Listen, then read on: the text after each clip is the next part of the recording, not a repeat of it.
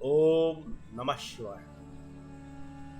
अध्याय 5 के में श्री शिव पुराण महात्म्य के अंदर चंचला के प्रतन से पार्वती जी की आज्ञा पाकर तंबुरु का विंध्य पर्वत पर शिव पुराण की कथा सुनाकर बिंदु का पिशाच योनि से उद्धार करना तथा उन दोनों दंपतियों का शिव धाम में सुखी होना।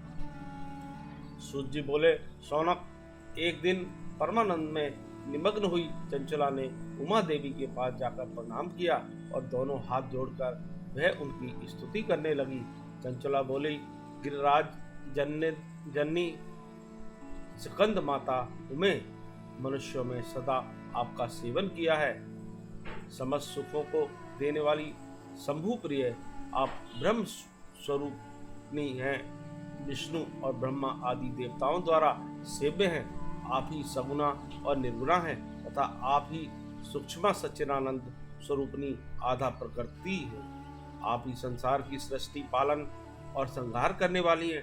तीनों गुणों का आश्रय भी आप ही हैं। ब्रह्मा, विष्णु और महेश्वर, इन तीनों देवताओं का आवास स्थान तथा उनकी उत्तम प्रतिष्ठा करने वाली पराशक्ति आप ही हैं। सूत जी कहते हैं, शौनक, जिसे सदगति प्राप्त हो चुकी थी वह चंचला इस प्रकार महेश्वर पत्नी उमा की स्तुति करके सिर झुकाए चुप हो गई।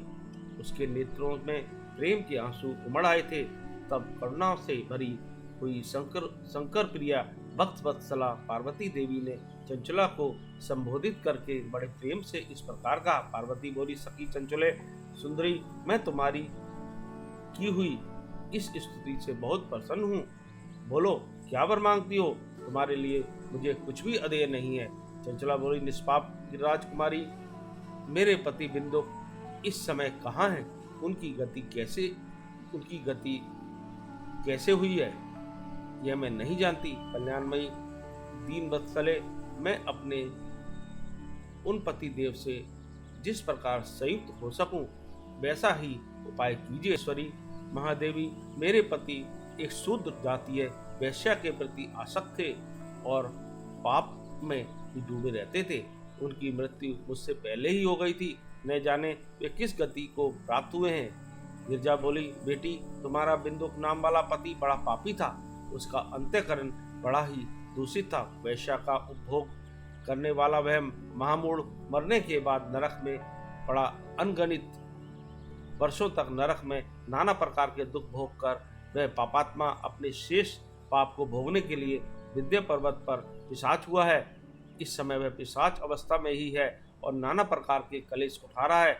वह दुष्ट वहीं वायु पीकर रहता है और सदा सब प्रकार के कष्ट सहता है। सूत जी कहते हैं, शौनक, गौरी देवी की यह बात सुनकर उत्तम व्रत का पालन करने वाली चंचला उस समय पति के महान दुख से दुखी हो गई। फिर मन को स्थिर करके उस ब्राह्मण पत्नी ने व्यथित हृदय से महेश्वरी को प्रणाम करके पुनः पूछा। चंचला बोली, महेश्वरी महादेवी, मुझ पर कृपा कीजिए और दूषित कर्म करने वाले मेरे उस दुष्ट पति का अब उद्धार कर दीजिए। देवी, कुत्सित बुद्धि वाले मेरे उस पापात्मा पति को किस उपाय से उत्तम गति प्राप्त हो सकती है, ये शीघ्र बताइए। आपको नमस्कार है। पार्वती ने कहा, तुम्हारा पति यदि शिव पुराण की पुण्यमयी उत्तम कथा सुने तो उसे सारी दुर्गति को पार करके वह उत्तम गति का भागी हो सकता है।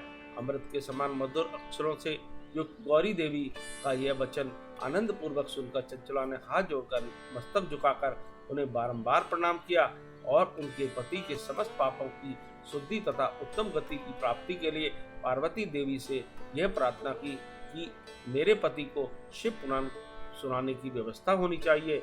उस ब्राह्मण पति के बारंबार प्रार्थना करने पर शिव प्रिया गौरी देवी को बड़ी दया आई।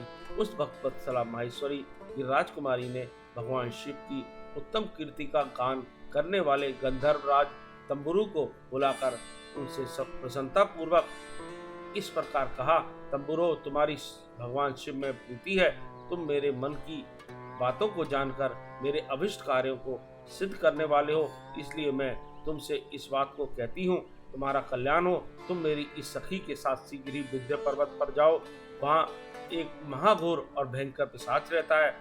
उसका वृत्तांत तुम आरंभ से ही सुनो। मैं तुमसे प्रसन्नता पूर्वक सब कुछ बताती हूँ। पूर्व जन्म में वह पिशाच बिंदुक नामक ब्राह्मण था। मेरी सखी चंचला का पति था, परंतु वह दुष्ट वैश्यागामी हो गया।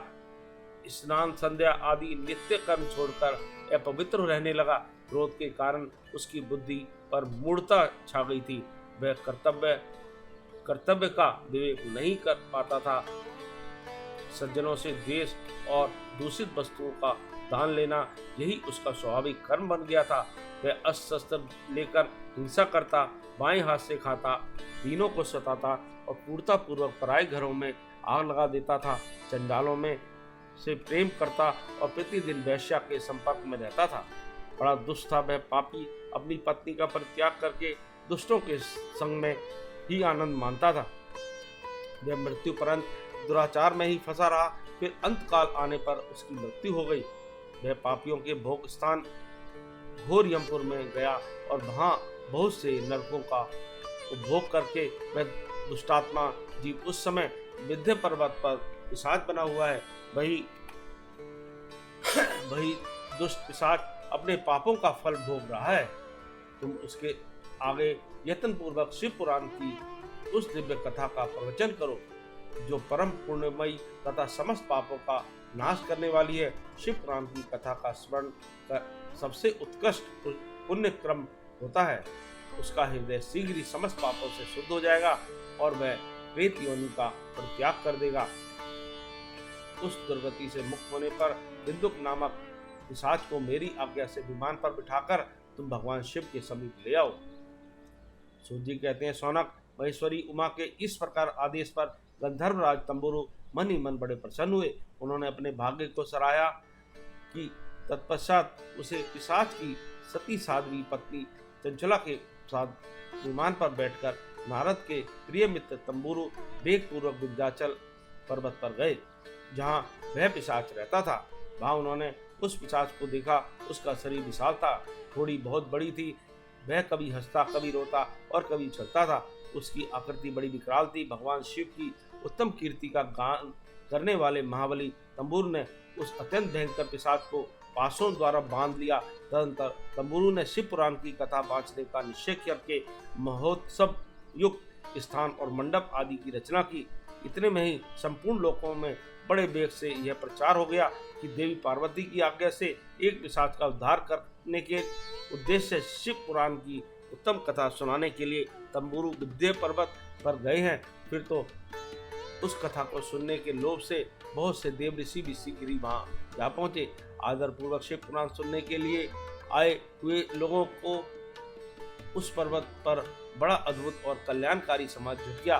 फिर तंबुरु ने उस पिशाच को पासों में बांधकर आसन पर बिठाया और हाथ में वीणा लेकर गौरी पति की कथा का गान आरंभ किया।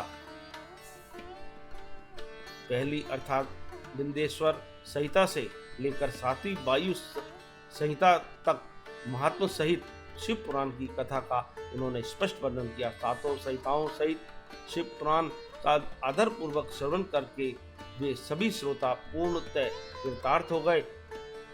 उस परम पुण्य में शिव पुराण को सुनकर उस पिशाच ने अपने सारे पापों को धोकर उस पैशाचित शरीर को त्याग दिया। फिर तो शीघ्र ही उसका रूप दिव्य हो गया। अंग कांति गौरव वर्ण की हो गई। शरीर पर श्वेत वस्त्र तथा सब प्रकार के पुरुषोचित आभूषण उसके अंगों को उद्भासित करने लगे। वह नेत्रधारी चंद्रशेखर स्वरूप हो गया। इस प्रकार दिव्य देहधारी होकर श्रीमान बंधु अपनी प्राण वल्लभा चंचला के साथ स्वयं भी पार्वती वल्लभ भगवान शिव का गुणगान करने लगा। उसकी स्त्री को इस प्रकार दिव्य रूप से सुशोभित देख ये सभी देवर्षि बड़े विस्मित हुए। उनका चित्त परमानंद से परिपूर्ण हो गया। भगवान महेश्वर का वह अद्भुत चरित्र सुनकर ये सभी श्रोता परम कृतार्थ हो प्रेम पूर्वक श्री शिव का यशोगान करते हुए अपने अपने धाम को चले गए।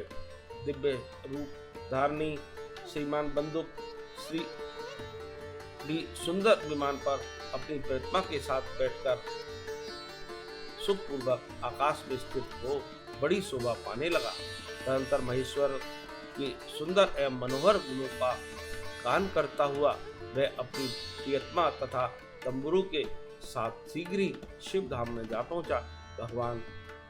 भगवान महेश्वर तथा पार्वती जी ने प्रसन्नता पूर्वक बंदूक का बड़ा सत्कार किया और उसे अपना पार्षद बना लिया। उसकी पत्नी चंचला पार्वती जी की सखी हो गई। उस घनीभूत ज्योति स्वरूप परमानंद में सनातन धाम में अविचल निवास पाकर ये दोनों दंपत्ति परम सुखी हो गए। इति श्री शिव महापुराण अध्याय 5 समाप्त।